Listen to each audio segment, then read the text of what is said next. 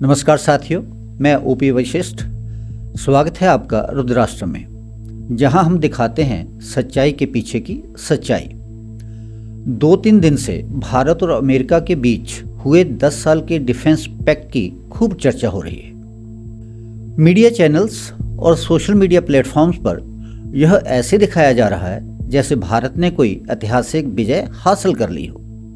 भारत और अमेरिका अब मिलकर चीन को टक्कर देंगे। इंडिया यूएस ने साइन किया 10 साल का डिफेंस डील। हेडलाइंस ऐसी हैं मानो कोई नए युग की शुरुआत हो गई हो। लेकिन रुकिए, क्या सचमुच यह कुछ नया है या फिर यह बस एक पुराने समझौते का नया पैकिंग पेपर है?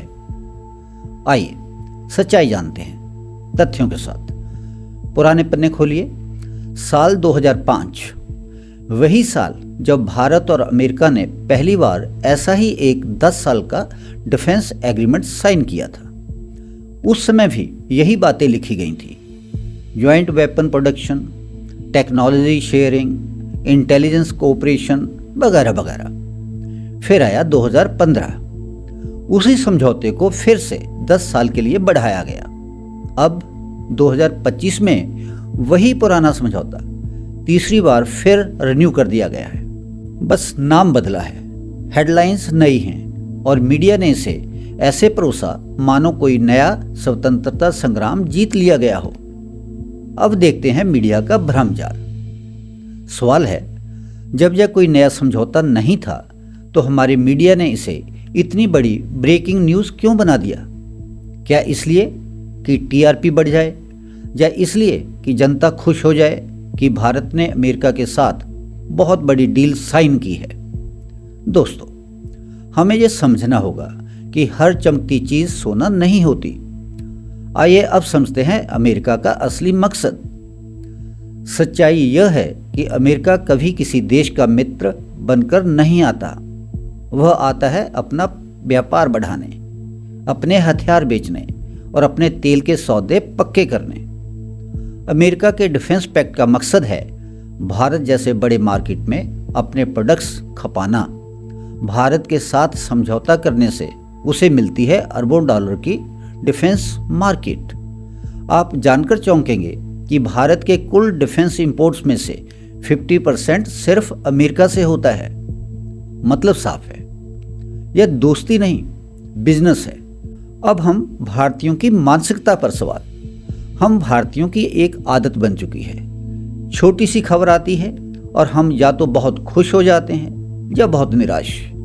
यह छोटी सोच हमें नुकसान पहुंचाती है। दुनिया के खेल बड़े हैं और दिल भी बड़ा रखना पड़ता है।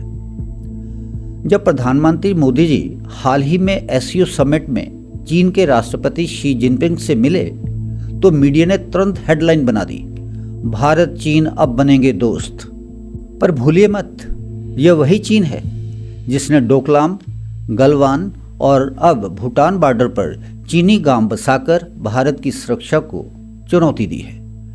चीन का मकसद साफ है, सिलीगुड़ी कॉरिडोर के पास पहुंचकर भारत पर स्ट्रेटेजिक प्रेशर बनाना।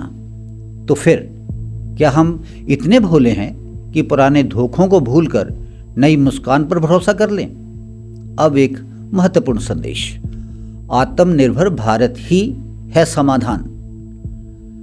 भारत को अब यह समझना होगा कि ना अमेरिका हमारा स्थायी साथी है, ना चीन कभी हमारा दोस्त हो सकता है।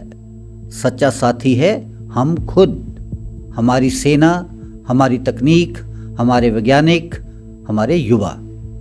भारत को अब दूसरों की शाम में बैठकर आराम नहीं करना, बल्कि अपने बाजू में दम पैदा करना है। यही आत्मनिर्भरता का असली अर्थ है।